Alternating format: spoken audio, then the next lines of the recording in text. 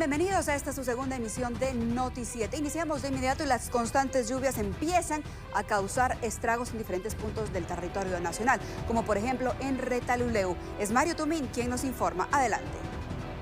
Nuevamente surgen inconvenientes por las lluvias intensas de las últimas horas que provocó la crecida de los ríos Ixpatz y Granado. El río Granado aumentó su caudal y se desbordó sobre la carretera en los sectores de Santa Rosa, Granado, Sánchez, entre otras, de la aldea El Rosario, Champerico, Retalhuleu. El paso ha quedado interrumpido en el área. Algunos pilotos arriesgan su vida y deciden pasar. Esto perjudica seriamente a los automovilistas. Según los vecinos, para que el nivel del agua baje tienen que esperar varias horas y si continúa lloviendo se complica más.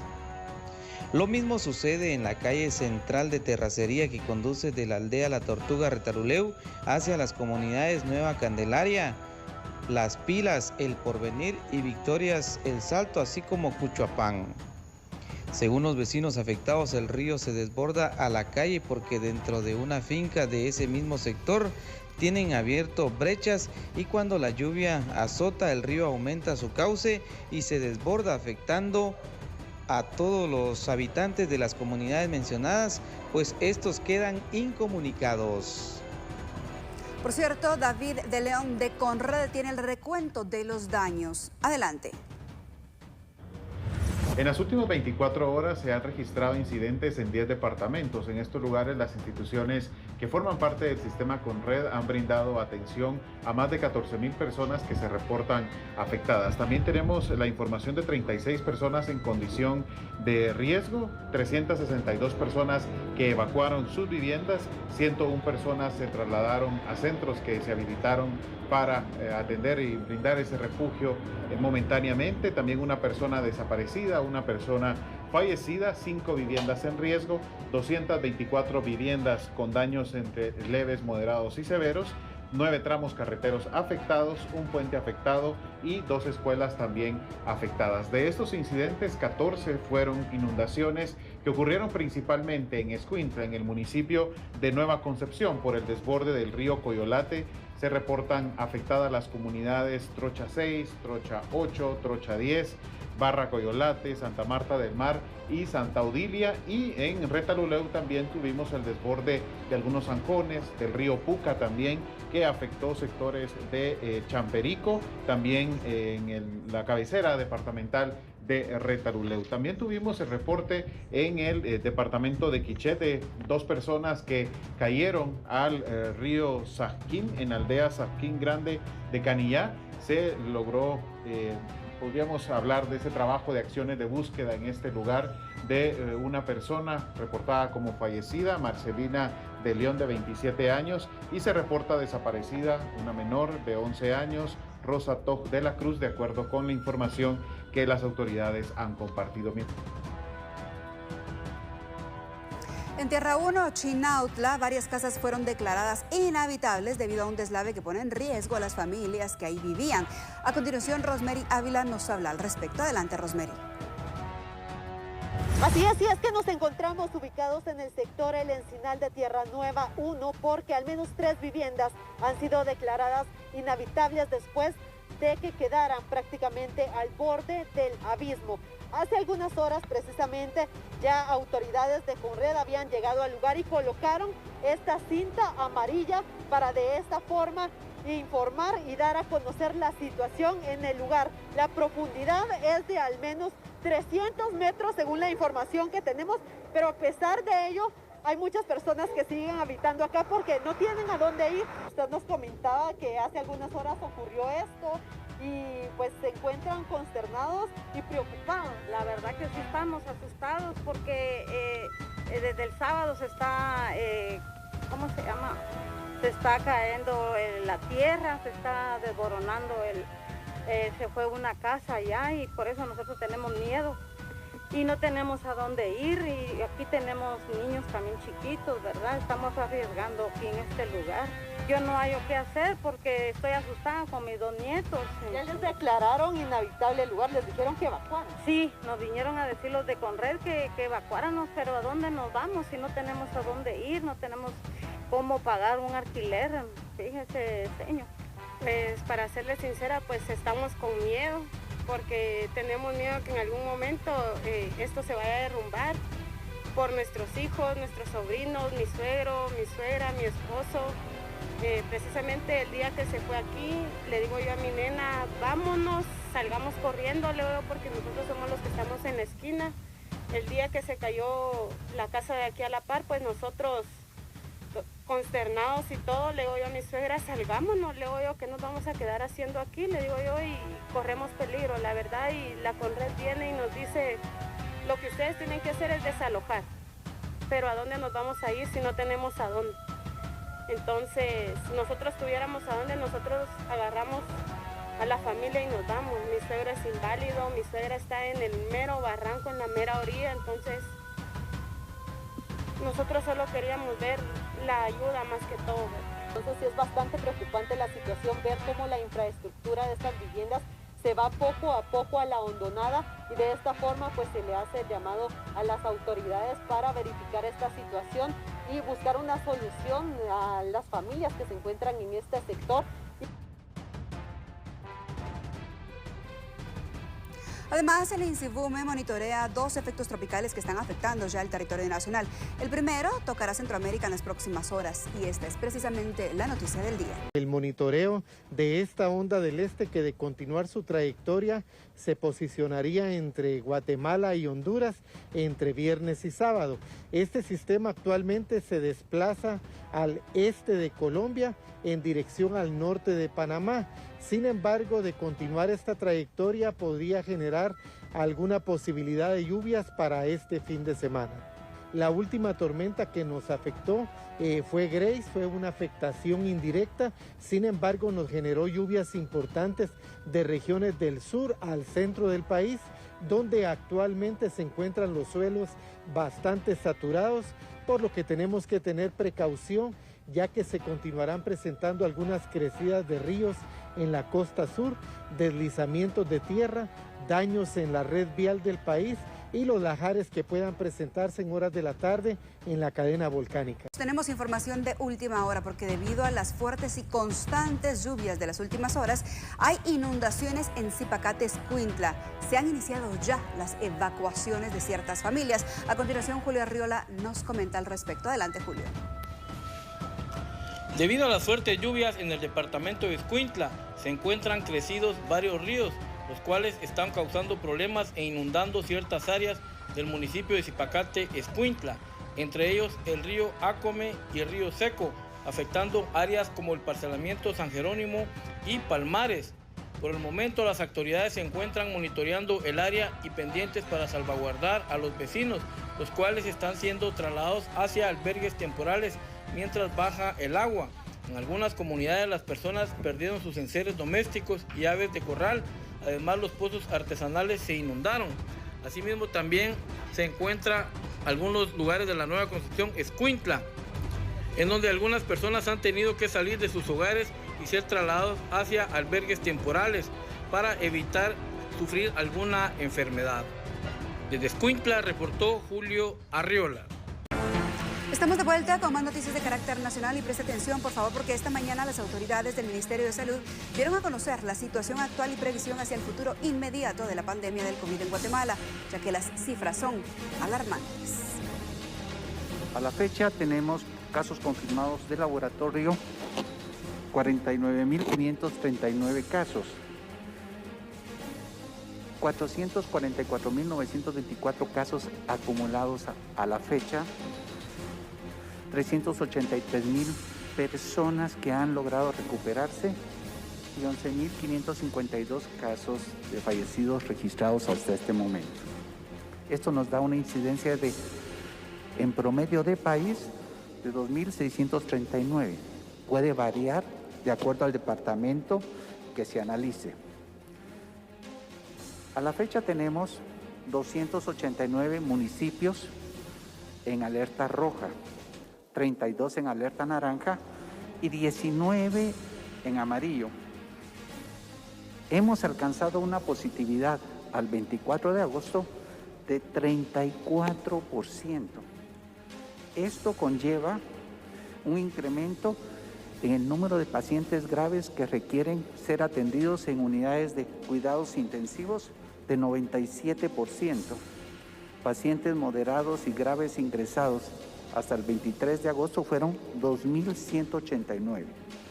El comportamiento de los casos confirmados desde el primer caso reportado el 13 de marzo, como en la Semana Santa del año 2021 se empiezan a incrementar los casos, luego el 10 de mayo, luego el 30 de junio, y después de esa fecha, el incremento, la curva de ascenso de los casos confirmados se ha disparado hasta alcanzar 5.826. El comportamiento de la positividad, hemos tenido semanas de 38% de positividad y al 23 de agosto tenemos 34. En esta gráfica de tendencia, de aquí al 11 de octubre, de continuar este comportamiento asociado a la presencia de 5 variables de virus COVID en el país, hacen una mezcla tremenda y podemos llegar a tener de aquí al 11 de octubre hasta 2.627.047 casos. Esto es un incremento de 4 veces más respecto a la fecha del 23 de agosto. También tendríamos un incremento de defunciones hasta de 25.156 defunciones, es decir, 2 veces más que las reportadas al 23 de agosto. Todo porque tenemos hoy, lo que dirían algunos, la tormenta perfecta. Todos los elementos presentes en el país para agudizar el impacto de la pandemia en Guatemala. ¿Cuánto se ha invertido en la lucha contra el COVID y cuánto más se necesita? Está en las siguientes cifras. Preste atención. Venimos funcionando con un presupuesto vigente aprobado desde el año 2018. Presupuesto que desde antes de la pandemia obviamente era insuficiente para abordar la multitud de problemática del Ministerio de Salud, no digamos en este momento que estamos enfrentando la pandemia. Tenemos un presupuesto vigente desde el año 2018, como ustedes lo pueden ver, totalmente insuficiente, que asciende a los 777.9 millones y a la mitad del año, o sea, hemos invertido 2.293 millones en relación a lo asignado para un año. Rebasamos el 50%, casi podríamos estar hablando de un 200% rebasado del presupuesto asignado dentro del programa 94 para los pacientes moderada y severamente enfermos. Hemos contratado 35.357 personas más, que esto implica el 33% más de lo relacionado al año 2018. Las variantes que están en Guatemala y las que podrían llegar también es parte de la explicación que dieron las autoridades de salud.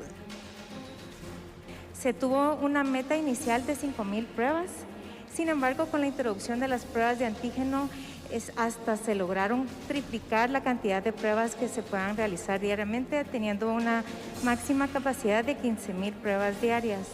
En agosto del 2020 se instaló un equipo que ya tiene la capacidad de entregar resultados en 24 horas o menos y hasta 1.200 pruebas diarias. Lo que es preocupante es que desde mayo hasta la primera semana de agosto ya tenemos un 42.9% de la variante Delta, 33.8% de la variante Gamma, 22.1% de la variante Alfa y 1.3% de la variante Beta. Por eso es que los casos se han incrementado exponencialmente. La que más nos preocupa es la variante Delta. Con esta variante, una persona contagiada puede contagiar de 5 a 8 personas más. La carga viral es mayor, hasta 1000 veces, lo que implica también una mayor transmisión de la enfermedad. Puede disminuir levemente la efectividad de las vacunas, aunque los estudios señalan que los esquemas actuales de vacunación son efectivos y protegen contra la hospitalización y los casos graves. Las personas ya vacunadas pueden transmitir el virus a otras personas, lo cual es preocupante también. Con el escenario de las variantes ingresadas en el país y específicamente la variante Delta, la transmisión se ha incrementado exponencialmente. La otra situación es que tenemos ya registrados 55 casos fallecidos con antecedente vacunal, con mínimo una dosis. Ese es el dato que tenemos. Eso representaría un caso, por cada 1000 casos fallecidos, uno tiene antecedente vacunal. Esos son los datos que tenemos. Las restricciones deben ser seguidas al pie de la letra porque de lo contrario serán incrementadas si los contagios y muertes aumentan. Recordarán que tuvimos un estado de prevención que nos permitió en determinado momento disminuir una serie de actividades que son las principales generadoras de los contagios y tuvimos la posibilidad de ver una leve disminución en el número de casos conforme la tendencia que teníamos. Una vez este estado de prevención termina, las proyecciones desde el punto de vista epidemiológico y acompañados con un comité de expertos, tanto científicos como epidemiólogos en todas las áreas, nos llevan a determinar que podríamos estar llegando prácticamente a duplicar las necesidades de hospitalización de pacientes por COVID. Podríamos estar, si no tenemos la posibilidad de disminuir el contagio, llegar hasta una proyección de más de 7.500 pacientes hospitalizados por mes, lo cual prácticamente nos duplica el total de pacientes que hemos mantenido hospitalizados hasta la fecha. El punto de que si no tenemos medidas que nos ayuden a prevenir los contagios, las proyecciones nos indican que deberíamos de tener un crecimiento de alrededor de 600 camas más de aquí a final de año. Nuestras recomendaciones tenían que ver con la disminución de la movilidad, tenían que ver con la restricción de horarios, sin perjudicar la actividad económica de la población. Para nosotros es importante que se tenga conciencia de que estamos en una alerta roja como país. Esto significa que estamos en un altísimo riesgo de contagiarnos. Tenemos en alerta roja prácticamente a todas las áreas de salud de Guatemala.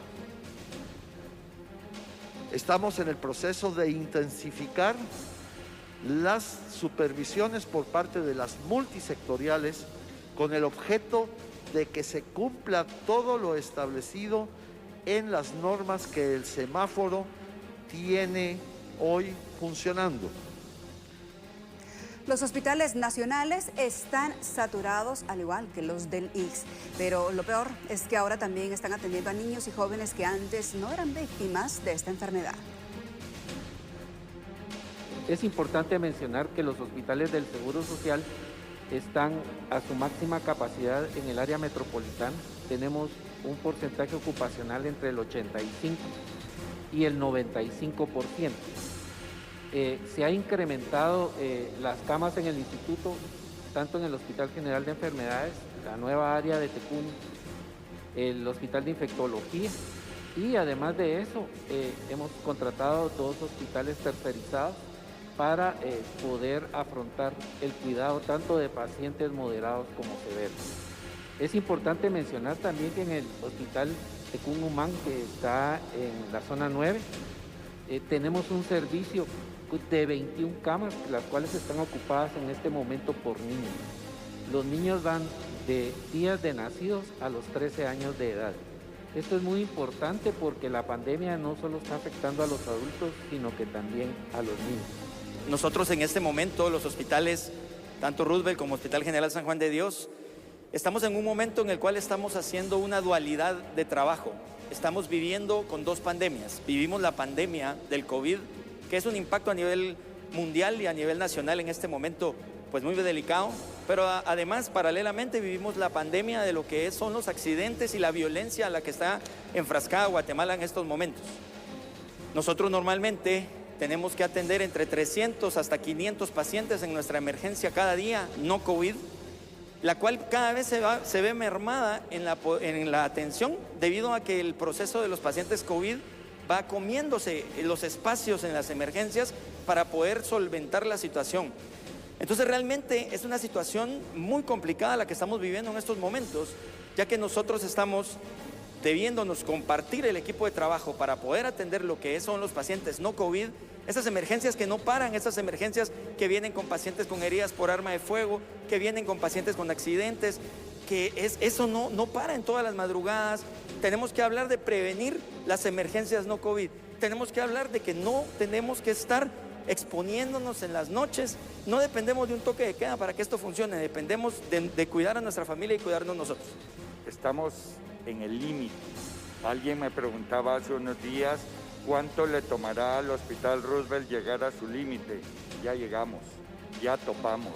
Es una situación muy difícil, no solo desde el punto de vista COVID, como bien decían mis colegas, Guatemala no solo es COVID, sí, está lleno, estamos al tope, hemos hecho las ampliaciones necesarias dentro de todas las instituciones para poder seguir atendiendo pacientes COVID, pero los accidentes de tránsito, la violencia en Guatemala sigue generándonos pacientes en altas cantidades. El presupuesto lo hemos consumido, el presupuesto se agotó. Nosotros desde acá donde estamos batallando, pedirle a la población que por favor se quede en casa, nos ayude a solventar esta situación. El doctor Francisco Coma explica cuál es el mecanismo más eficaz para prevenir la enfermedad y no poder o llegar a ser una víctima mortal. Estamos viendo, ya lo mencionaron, ingresar gente joven a los hospitales en condiciones muy graves. Ha incrementado el número de fallecimientos en la población de menor edad. Además, el riesgo que está representando esta variante Delta para los chiquitos. Estamos viendo también ingresos de pacientes menores de edad a los hospitales y esto realmente nos preocupa de manera significativa. Para nosotros es importante, y lo hablamos en su momento, que tengamos la noción de que en la medida de lo posible evitemos circular o reunirnos, ya sea en actividades que representen más de 10 personas que estén fuera de nuestro ámbito familiar. Creemos también que debemos de evitar salir de casa si no tenemos nada especial o urgente que hacer fuera de nuestros horarios de trabajo. Y en más información, el día de hoy se inició la vacunación en vehículos al lado del Palacio Nacional. Marvin García con los detalles. Ya se ha iniciado, doctor, con esta jornada, ya la vacunación hacia todas las personas que vienen en vehículos y motocicletas. Sí, efectivamente, ya dio inicio la vacunación vehicular frente al Palacio Nacional. Personas, si podemos recordar, ¿cuántas se esperan, doctor? Se espera una masiva afluencia de personas en sus vehículos. Tenemos una buena cantidad, el Ministerio de Salud ya dotó de marca AstraZeneca. Esa es la vacuna que actualmente se está administrando en primera y segunda dosis acá en este puesto vehicular. 25 años en adelante ya, ¿verdad? Se está vacunando. Sí, ese es el rango, ¿verdad? Que ya está oficialmente establecido para que las personas vengan y se puedan vacunar. Se está atendiendo de lunes a domingo, de 8 de la mañana a 5 de la tarde, en ambas modalidades, tanto en peatonal como en vehicular, y sábado y domingo también. En este momento vamos a observar cuando se va a colocar la vacuna por parte de enfermeros de acá de la Policía Nacional Civil, que directamente son los encargados de aplicar la vacuna. En este momento usted observa parte de la aplicación de uno de tantos automovilistas que ya hacen la fila correspondiente en este punto donde nosotros nos encontramos. Posteriormente se pasan a otro. Caballero, importante la forma, la modalidad que se ha puesto para los vehículos acá frente al Palacio Nacional. Pues una modalidad mucho más rápida, hice como unos 30 minutos de cola nada más y rapidito el pinchón. Todo transcurre con normalidad. Ya se ha iniciado estos dos centros de vacunación, peatonal y vehicular, frente al Palacio Nacional de la Cultura. Seguimos con la presente emisión de Noti7. Gracias a ustedes por acompañarnos y preferirnos. Buena tarde y buen provecho.